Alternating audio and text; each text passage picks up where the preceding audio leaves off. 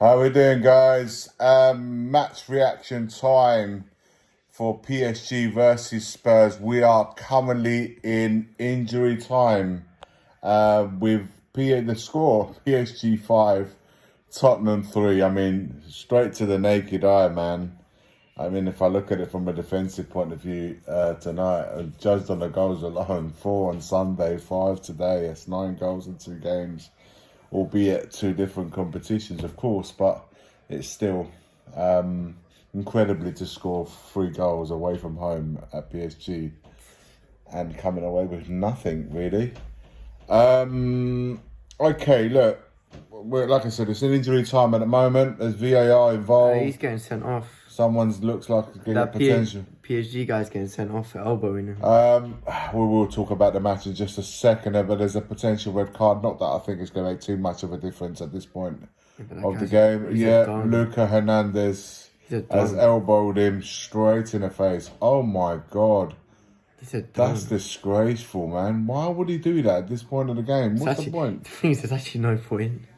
He's gone. He knows he's gone. The referee, did you see the face he made? He's like to say, I'm going to have to send you off, mate. Like, it's like, mate, why would you do that? It's just at this point of the game, there's like literally 2 minutes into injury time, 2 of the 4.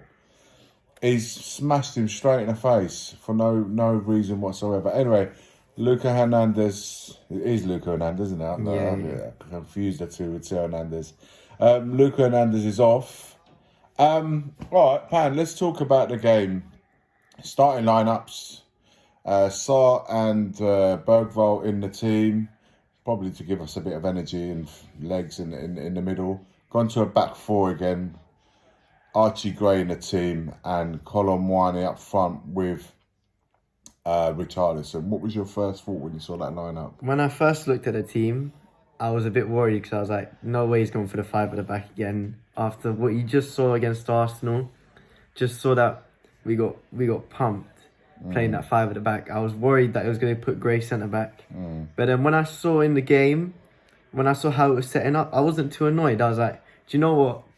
Let's just see how it goes. And we first half we started well. There was a lot of energy. Obviously the midfield, Sarr, Bergvall, they had a lot of energy. We're pressing. It was a pretty even game in that first half. We were playing well. Yeah. I agree. I thought first of all, like I always say, what did I say on Sunday? The approach was wrong. It doesn't matter what formation, starting lineup, players that you select. If the approach is wrong and you don't go with some sort of fight, winning your duels, and be brave. We weren't doing that. We didn't do that on Sunday. But today I thought we started that way whilst we watch a free kick being taken. Porro and Xavi on the ball now. Let's see where this free kick goes. But I thought Porro just over the bar. I thought our approach was really good. We were brave. We were taking the game to Paris Saint-Germain, who have a lot of players missing in their team. Yeah. We know that. But they're still Champions League. Still a good team. They're Champions League winners, man. They're still like European. Well, 2 European champions. Yeah. In this match tonight. But we were completely. The approach was different. We went to certain parts of toe. We attacked them when we could, defending when we had to. I thought overall the first half was a really good half from us. Yeah. It was just a bit disappointing to not go in there with the lead. Obviously, conceding right before half time wasn't really ideal. But the thing is that the only times that I felt that they were dangerous was edge of the box. I know Fabio Ruiz in the first half warned us with a shot just wide, and then obviously having taken the lead through Richarlison, a really worked goal on the left hand side with Bergvall. The ball being put in the box to the back post, Mwani knocking it back for Richarlison to slot home. And you just think to yourself, right, we've got the advantage. Now let's see what's going. But it doesn't last. It doesn't feel like too much time went by before Vitinha scores a worldie, top bins. And again, everyone thought the ball was going in the box, and it turns out a square ball at the edge of the box, and Vitinha's got all the time in the world. Do you know what it reminds me of? And I don't know what you think about this.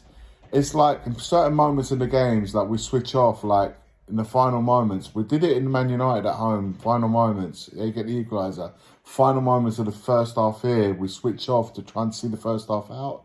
We allow the teams back in the game. I don't know what you think. Yeah, it's just like lapse of concentration is what cost us today. Because I think we actually played well today. Just like a lot of energy, a lot of fight. We're very brave coming out, trying to press them high. I just think a few laps of concentration, especially for the third and fourth goal, just cost us. It's Really. just a mindset. It's just a mindset and being switched on. You cannot. What in the Champions League especially, you cannot. The game ends now, guys. PSG winning that game 5-3.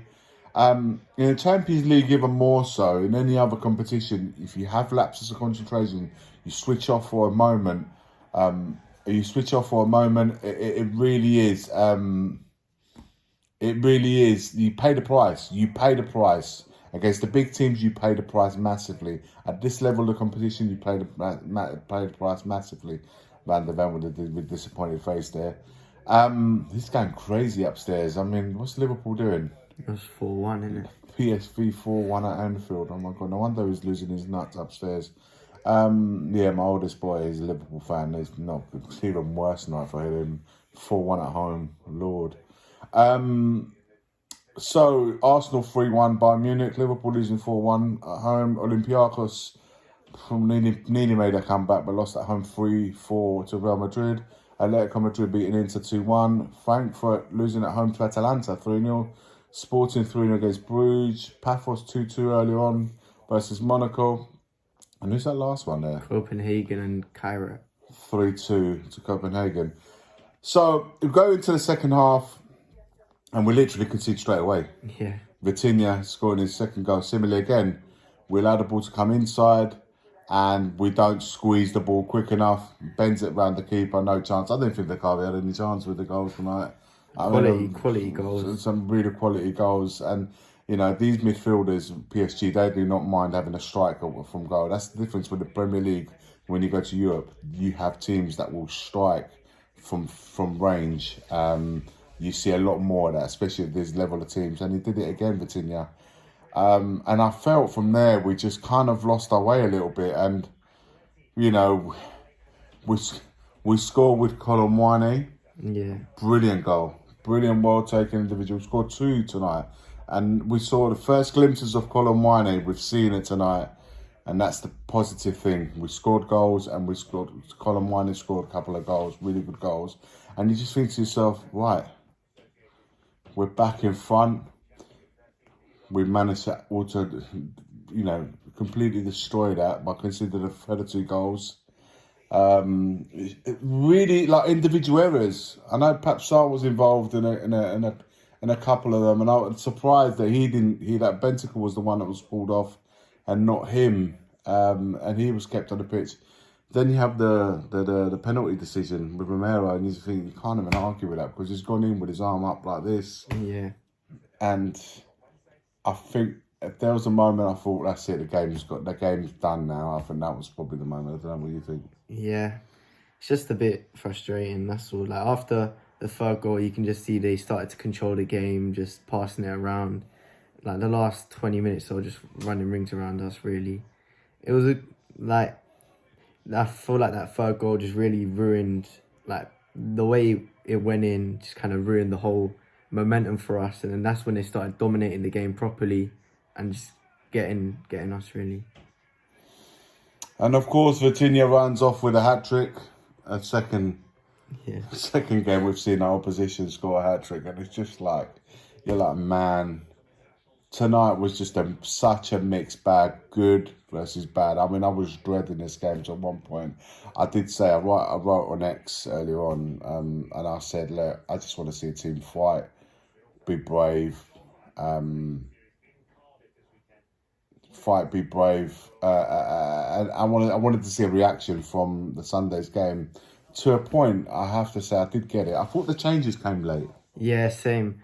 I feel like we needed to bring them on earlier, and I just think when he made that change, when he brought off Colomwani instead of Richarlison, I just thought, yeah, the game's it's done, because like the player's on a hat trick, you can see he's on fire. You keep him on the pitch no matter what, even if he's not fully fit, you just do it anyways. But Yeah, I think Kudus came on a bit late. Maybe that's because he's coming back, but I feel like there were options there, and he just waited. He brought them on just before the penalty, and I'm thinking after he scored that third goal, or even before that, just bring them on anyways. Like you have nothing to lose at that point, but I still think it was a good performance. There's a lot of positives to take away, even though we lost. It's like at least we were attacking, and we the right approach to start the game. It set the tone, but we just got. Complete contrast to the Arsenal game, wasn't it? Yeah, 100%. After the Arsenal game, I was just fuming because it was the approach. Like when you start the game like that apprehensive, it just sets the tone of the game, and it's so hard to recover it when you're just playing that defensive. It's so hard to recover the game when all you're thinking about is defense. Whereas today we was on the front foot, we were trying. And I just think like we need to just take that approach into more games, and the results will come. I just think with Kudos and Polinia and all the other boys that came on, I think he was hoping to still be in a balance, and then those players will give us a bit of energy in that finishing off the game. But I agree, I think that the changes come a little bit too late. Anyway, we'll take this defeat. We have to take this defeat, but there are positives there mixed with negative. But complete like I said, it's complete. The feeling after this game is completely different to the Arsenal one. But listen, it's a difficult ground to go to for any team in Europe. But it's a defeat, 5 goals, but we fought for large parts of this game. We just got to cut out the mistakes. At this level, you get punished, man. But we move forward now. We have to start thinking. We've got Fulham on Saturday. Yeah. Would you confirm? Would you start the same team again, or would you? Depends if they're ready for the Fulham game. But more importantly, we need to get a home win. It's been like we're just few and far between. We just need to, even no matter how we do it, just get the win on the board and get that momentum going at home. We need to start making that ground a bit more of a fortress, because right now every team just coming and winning. So more importantly, just get the win. No matter who plays, no matter how we play, just get the win, I think. All right, that's the match reaction for PSG versus Tottenham, guys. Let us know what you think in the comments below. All the talking points that we discussed, what you agreed, what you didn't agree with, or if you have your own take on it, put it in the comments below. Let me know. But from Pany and myself, yeah, we bid you good night. Smash a like to the vid. Subscribe to the channel if you haven't done so. And as always, forever always, come on, you Spurs.